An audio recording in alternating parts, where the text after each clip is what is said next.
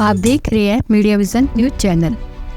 नरेंद्र मोदी के प्रधानमंत्री बनने के बाद पहली बार ऐसा हो रहा है कि बीजेपी की सरकार बनाने के लिए अपने सहयोगियों के समर्थन की जरूरत पड़ रही है। 7 जून को एनडीए के सांसद ऑफिशियली मोदी को अपना नेता चुनेंगे और फिर गठबंधन के नेता भारत के राष्ट्रपति से मिलकर अपना समर्थन पत्र सौंपेंगे।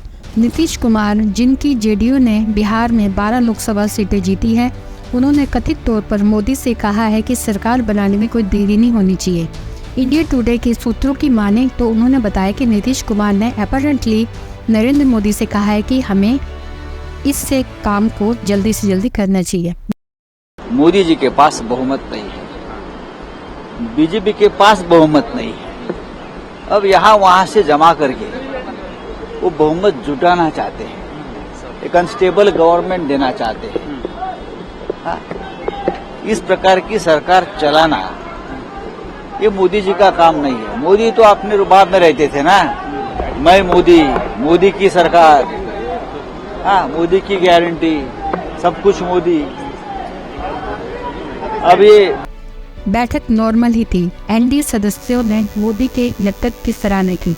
एक सूत्र ने हिंदुस्तान टाइम्स अखबार को बताया कि मंत्रिमंडल गठन पर कोई चर्चा नहीं है, कोई बातचीत नहीं हुई है। नीतीश कुमार ने कहा है क्योंकि चुनाव लंबा था और 7 चरणों में बटा हुआ था, इसलिए सरकार गठन की प्रक्रिया में तेजी लानी चाहिए। इंडिया ब्लॉक की बैठक के बाद कांग्रेस अध्यक्ष मल्लिकार्जुन खड़गे ने प्रेस कॉन्फ्रेंस की। उन्होंने गठबंधन के बारे में क्या कहा, आइए सुनते हैं।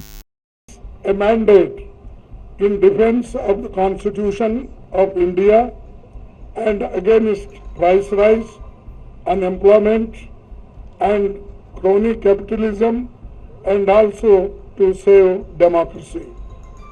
The India bloc will continue to fight against the fascist rule of the BJP led by Modi. बैठक से जुड़े अन्य व्यक्तियों ने हिंदुस्तान टाइम्स अखबार को बताया कि बीजेपी के एजेंडे में कुछ मुद्दे हैं जिनसे कुछ सदस्य असहमत हो सकते हैं, जिन पर व्यापक चर्चा की आवश्यकता भी होगी। नरेंद्र मोदी के प्रधानमंत्री बनने के बाद पहली बार बीजेपी को सरकार बनाने के लिए सहयोगियों की जरूरत पड़ रही है। पार्टी ने लोकसभा चुनाव में केवल 240 सीटें जीती हैं, जो सामान्य बहुमत से 32 सीटें कम हैं। उनके बीच 28 सीटों के साथ नीतीश कुमार और चंद्रबाबू नायडू भाजपा के लिए महत्वपूर्ण है। कुल मिलाकर एनडीए को 243 सीटें मिली हैं।